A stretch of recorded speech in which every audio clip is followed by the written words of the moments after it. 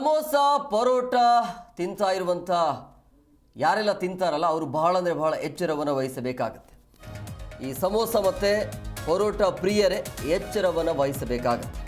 ರಸ್ತೆ ಬದಿಯ ಈ ಸಮೋಸ ತಿನ್ನುವಂಥ ಪ್ರಿಯರೇ ಏನಿರ್ತಾರಲ್ಲ, ತಿನ್ನುವಂಥ ಮುನ್ನ ನೀವು ಬಹಳ ಅಂದರೆ ಬಹಳ ಎಚ್ಚರವನ್ನು ವಹಿಸಬೇಕಾಗತ್ತೆ. ಈ ಹೋಟೆಲಲ್ಲಿ ಊಟ ಮಾಡಿದ್ರೆ ನಿಮಗೆ ಬಹಳ ಕಷ್ಟ ಆಗುತ್ತೆ, ನಿಮ್ಮ ಕಥೆ ಮುಗೀತು ಅಂತಾರೆ.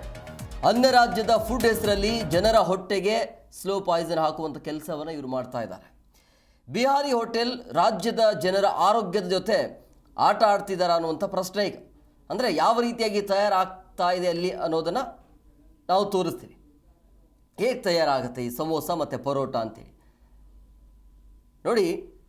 ಬಿಹಾರಿ ಹೋಟೆಲ್ ಇದು ಮತ್ತಿಕೆರೆಯ MSR ನಗರದಲ್ಲಿರುವಂಥ ಬಿಹಾರ್ ಭೋಜನಾಲಯ ಅಂಥೇಳಿ, ಅಂದರೆ ಹೋಟೆಲ್ ಹೆಸರು. ಟ್ರೇಡ್ ಲೈಸೆನ್ಸ್ ಇಲ್ಲ, ಫುಡ್ ಲೈಸೆನ್ಸ್ ಬೋರ್ಡ್ ಕೂಡ ಅಲ್ಲಿ ಅಳವಡಿಕೆ ಮಾಡಿಲ್ಲ. ಕೊಚ್ಚೆ ನೀರು ಹೊರಗೆ ಹೋಗುವ ವ್ಯವಸ್ಥೆ ಕೂಡ ಅಲ್ಲಿಲ್ಲ. ನೋಡಿ, ಜಿರಳೆಯನ್ನು ಕೂಡ ನೀವು ಗಮನಿಸ್ತಾ ಇದ್ದೀರಿ. ಹೇಗೆ ತಯಾರಾಗುತ್ತೆ ಅಂಥೇಳಿ. ಕೊಚ್ಚೆ ನೀರು ಹೋಗೋದಕ್ಕೆ ಹೊರಗಡೆ ವ್ಯವಸ್ಥೆ ಇಲ್ಲ. ಇಲ್ಲಿನ ಗೋಡೆ ಮತ್ತು ಅಲ್ಲಿ ಯಾವ ರೀತಿಯಾಗಿ ಜಿರಳೆ ಇದೆ ಅನ್ನೋದನ್ನು ಕೂಡ ನೀವು ನೋಡ್ತಾ ಇದ್ರಿ.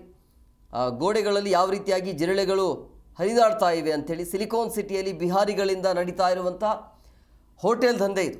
ಭೋಜನಾಲಯದ ಒಳಗಡೆ ಈ ರೀತಿಯ ಡೆಡ್ಲಿ ದೃಶ್ಯವನ್ನು ಕೂಡ ನೀವು ಗಮನಿಸ್ತಾ ಇದ್ರಿ.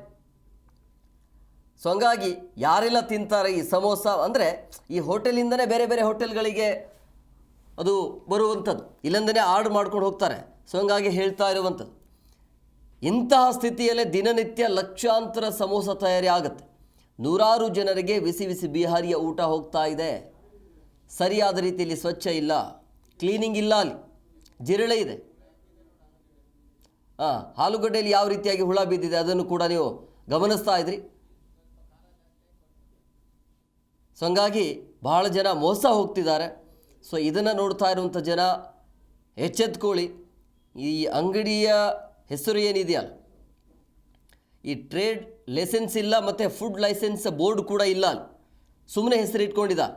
ಸೊ ಹಂಗಾಗಿ ನೀವು ಬಹಳ ಅಂದರೆ ಬಹಳ ಎಚ್ಚರವನ್ನು ವಹಿಸಬೇಕಾಗತ್ತೆ. ಮತ್ತಿಕೆರೆಯ MSR ನಗರದಲ್ಲಿರುವಂಥ ಬಿಹಾರ ಭೋಜನಾಲಯ ಇದು.